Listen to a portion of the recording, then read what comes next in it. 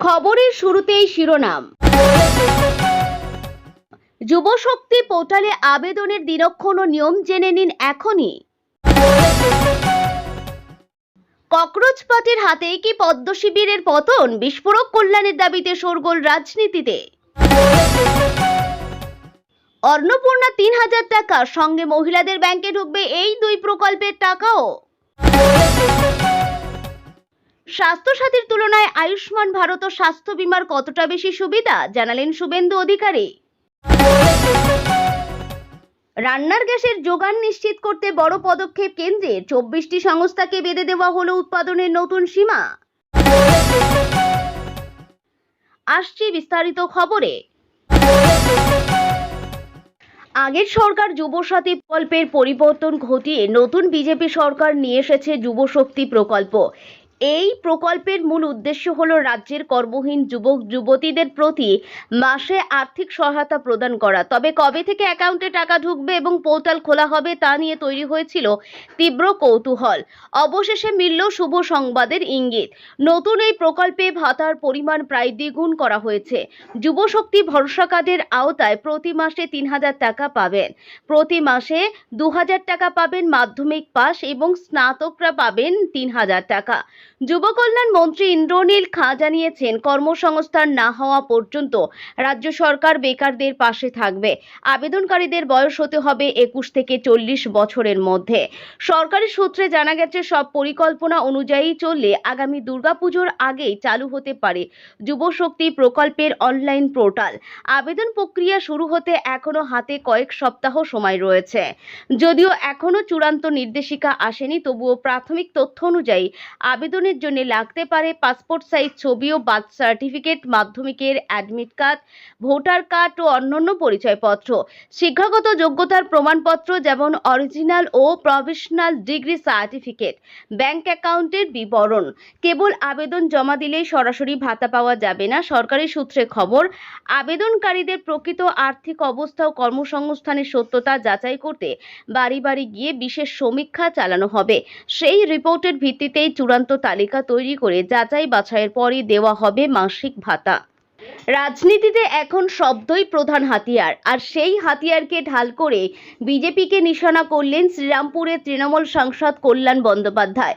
তাঁর বিস্ফোরক দাবি, বিজেপি ভালো করেই বুঝে গেছে যে একটি ককরোচ পার্টির হাতেই শেষ পর্যন্ত তাদের পতন ঘটা নিশ্চিত। একই সাথে দিল্লির বুকে যুব প্রজন্ম বা জেনজিদের সাম্প্রতিক ভূমিকার প্রশংসা করে তিনি সেখানে আশার আলো দেখছেন। এখানেই না থেমে বিরোধী রচনাকে সুযোগ সন্ধানী ভদ্রমহিলা বলে তীব্র কটাক্ষ করার পাশাপাশি রাজ্যের বাকস্বাধীনতা হরণ ও পুলিশের রাত চলার গুরুতর অভিযোগ তোলেন তিনি। অন্যদিকে রাজনৈতিক উত্তাপ আরও বাড়িয়ে অনন্ত মহারাজকে গ্রেপ্তার করার বিষয়ে মুখ্যমন্ত্রীকে সরাসরি চ্যালেঞ্জ ছুড়ে দিয়েছেন এই সাংসদ। একই সাথে লাল কেল্লায় বন্দে মাতরম গাওয়া নিয়ে এতদিন পর কেন এই পদক্ষেপ তা নিয়ে সরাসরি প্রধানমন্ত্রীর ভূমিকা ও দায়বদ্ধতা নিয়ে প্রশ্ন তোলেন তিনি। পাশাপাশি সরকারের বিরুদ্ধে সরব হওয়া ব্যক্তিদের হুমকি দেওয়ার অভিযোগ এনে এক রাজ্য বিধায়কের মানসিক পরিবর্তন বা ডিভিয়েশন নিয়েও ধোঁয়াশা তৈরি করেন।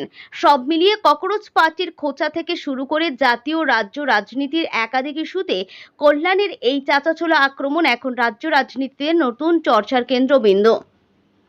আজ ১৭ই আগস্ট থেকেই অন্নপূর্ণা যোজনার টাকা ঢুকবে অ্যাকাউন্টে। জেনে নিন কারা পাবেন, কত টাকা পাবেন আর নিয়মে কি কি ছাড় দিলেন মুখ্যমন্ত্রী শুভেন্দু অধিকারী। চলতি মাসে তুলনামূলকভাবে দেরি ঢুকেছে টাকা। ১৭ই আগস্ট থেকে অন্নপূর্ণা যোজনার আওতায় যোগ্য প্রাপকদের অ্যাকাউন্টে টাকা ঢুকতে শুরু করবে জানিয়ে দিয়েছিলেন মুখ্যমন্ত্রী শুভেন্দু অধিকারী। আগস্টে টাকা এবার কিছুটা হলেও দেরিতে ঢুকতে শুরু করলো, তবে যোগ্য মহিলাদের অ্যাকাউন্টের প্রকল্পে ৩,০০০ টাকা ঢুকবে বলেও নবান্ন সূত্রে খবর। জুলাইয়ের প্রথম সপ্তাহে টাকা ঢোকার পর আগস্টে দেরি হওয়ায় রাজ্যে মহিলাদের মধ্যে উদ্বেগ বাড়ছিল। মুখ্যমন্ত্রী সেই সময় জানিয়েছিলেন, যাচাইয়ের জন্যই এবার টাকা দিতে দেরি। নতুন করে ভেরিফিকেশনের কথা বলায় সোশ্যাল মিডিয়ায় নানান গুঞ্জন ছড়িয়ে পড়েছিল। সেই বিভ্রান্তি কাটাতে গত ১২ই আগস্ট বুধবার বৃহস্পতিবার সাংবাদিক বৈঠক করেন মুখ্যমন্ত্রী। সেই সময় তিনি টাকা নিয়ে স্পষ্ট করে বার্তা দিয়েছেন, এখন থেকে প্রতি মাসের দ্বিতীয় সপ্তাহে যোগ্য মহিলাদের অ্যাকাউন্টে অন্নপূর্ণা যোজনার টাকা ঢুকে যাবে বলে জানান তিনি। আগস্টে সকল মহিলা যে একই সঙ্গে টাকা পাবেন না তাও স্পষ্ট করে দিয়েছে নবান্ন। গোটা মাস ধরেই অন্নপূর্ণা প্রকল্পের টাকা বিলি হবে বলেও নবান্ন সূত্রে খবর। মুখ্যমন্ত্রী স্পষ্ট করেন, এবার জেলা ধরে ধরে ধাপে ধাপে টাকা পাঠানো হবে প্রাপকদের অ্যাকাউন্টে। অর্থাৎ প্রথম পর্বে রাজ্যের সব মহিলারা একই সঙ্গে টাকা পাবেন না, তবে যোগ্য মহিলারা যে ৩,০০০ টাকা পাবেন তা নিশ্চিত করে দেন শুভেন্দু অধিকারী। শুভেন্দু অধিকারী মনে করিয়ে দেন, যোগ্য দিদি বোন মায়েদের এই টাকা দেওয়ার প্রতিশ্রুতি দলের সংকল্প পত্রে ছিল এবং সেই প্রতিশ্রুতি রক্ষা করা হচ্ছে।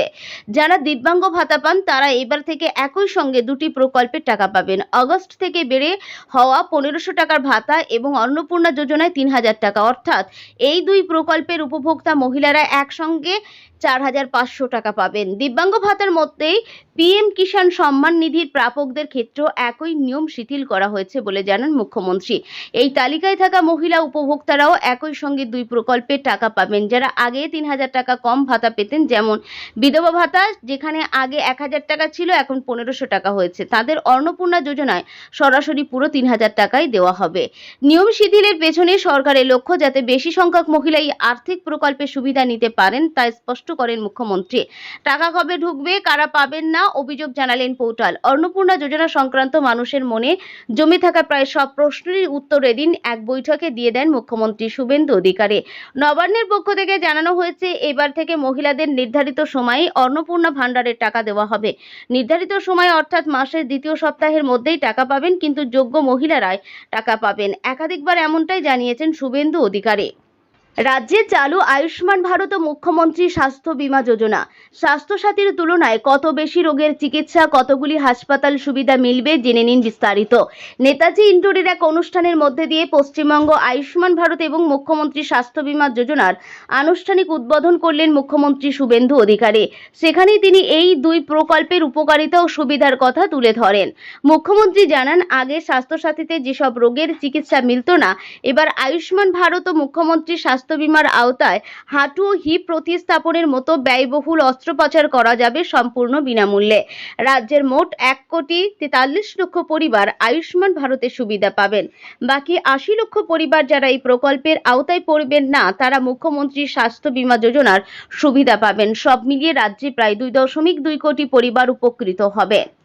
আগে স্বাস্থ্যসাথীতে ১৭০০টি রোগের চিকিৎসা মিলত। নতুন দুই প্রকল্পে সেই সংখ্যা বাড়িয়ে করা হয়েছে ১,৯৫০, যার মধ্যে রয়েছে একাধিক জটিল অস্ত্রোপচারও। শুভেন্দু অধিকারী জানিয়েছেন, আগের সরকারের আমলে এতগুলি সুবিধা পেতেন না উপভোক্তারা। এবার থেকে রাজ্যের ১,২৪০টি বেসরকারি ও ৬২৭টি সরকারি হাসপাতালে মিলবে এই দুই প্রকল্পের সুবিধা, যেখানে আগে স্বাস্থ্যসাথীর আওতায় ছিল মাত্র ১৫০০টি হাসপাতাল। শুধু রাজ্য নয়, গোটা দেশের ৩৮,৬০৪টি হাসপাতালে মিলবে এই সুবিধা, অর্থাৎ রাজ্যের বাইরে গিয়েও চিকিৎসা করাতে পারবেন উপভোক্তারা, যা আগে সীমাবদ্ধ ছিল মূলত রাজ্যের মধ্যেই। দেশের বাজারে রান্নার গ্যাসের যোগান সম্পূর্ণ স্থিতিশীল রাখতে এবং সম্ভাব্য সরবরাহ সংকট এড়াতে এবার অত্যন্ত কড়া ও দূরদর্শী পদক্ষেপ নিল কেন্দ্র সরকার। পেট্রোলিয়াম ও প্রাকৃতিক গ্যাস মন্ত্রকের সাম্প্রতিক নির্দেশিকা অনুযায়ী দেশে ২৪টি তেল শোধনাগার এবং উৎপাদনকারী সংস্থার জন্য এলপিজি উৎপাদনের সর্বোচ্চ মাত্রা নির্দিষ্ট করে দেওয়া হয়েছে। এর ফলে দৈনিক মোট প্রায় ৬৩.৮৮ হাজার মেট্রিক টন গ্যাস উৎপাদন করা সম্ভব হবে বলে আশা করা হচ্ছে। গত ১৩ই আগস্ট এই সংক্রান্ত বিশেষ নির্দেশিকা জারি করেছে মন্ত্রক।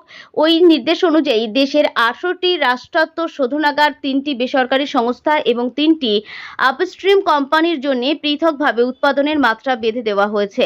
সব সংস্থা মিলিয়ে দৈনিক সম্মিলিত উৎপাদন ক্ষমতা ধার্য করা হয়েছে প্রায় ৬৩,৮১০ টন, যা দেশের মোট অভ্যন্তরীণ চাহিদার প্রায় ৭০% পূরণ করতে সক্ষম। এর মধ্যে সবচেয়ে বড় উৎপাদনের লক্ষ্যমাত্রা দেওয়া হয়েছে রিলায়েন্স ইন্ডাস্ট্রিজের জামনগড় শোধনাগারকে দৈনিক ১৮,০০০ টন। এরপরই রয়েছে বিপিসিএল এর কোচি শোধনাগার এবং নায়ারা এনার্জি।